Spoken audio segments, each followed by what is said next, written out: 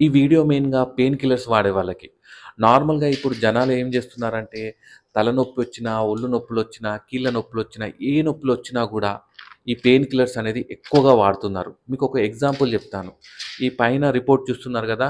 ఇది గూడా pain killer వాడడం వల్లనే క్రియాటిన్ అనేది పెరిగింది. దాంతో పాటు కాళ్ళ వాపులు అండ్ మొహం మీద వాపు గూడా వస్తుంది. అయితే మీరు చేయాల్సిన ఒక ఇంపార్టెంట్ పనేంటంటే మీకు ఈ నొప్పులు దేనివల్ల వస్తున్నాయి అని కనుక్కొని దానికి ట్రీట్మెంట్ తీసుకుంటే సరిపోద్ది. ఇలా పెయిన్ కిల్లర్స్ వాడాల్సిన అవసరం ఉండదు. ఒకవేళ మీకు కాల్షియం తక్కువైనా మీకు ఒళ్ళు నొప్పులొస్తాయి. వైటమిన్ డి తక్కువున్నా ఒళ్ళు నొప్పులనేది వస్తాయి.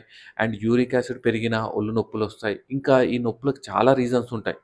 ఇవి కామన్ రీజన్స్. సో, మీరు ఏదైతే తక్కువుందో, ఏదైతే రీజన్ ఉందో దానికి ఒకవేళ ట్రీట్మెంట్ తీసుకున్నారనుకోండి, మీకు నొప్పులనేదే రావు. అర్థమైంది గదా!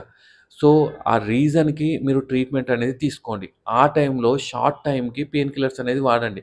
అంతేగాని నొప్పొచ్చినప్పుడల్లా పెయిన్ కిల్లర్స్ అనేది వాడకండి. ఈవెన్ రీసెంట్‌గా అయితే చాలామంది తలనొప్పొచ్చినా గూడా అసైక్లోఫినాక్, డైక్లోఫినాక్ ఇలా యేసుకుంటున్నారు. అలా అస్సలు వాడొద్దు. అర్థమైంది గదా! ఇది తెలియని మీ ఫ్రెండ్స్ అండ్ ఫ్యామిలీకి కూడా ఈ వీడియో షేర్ చేయండి. Thank you.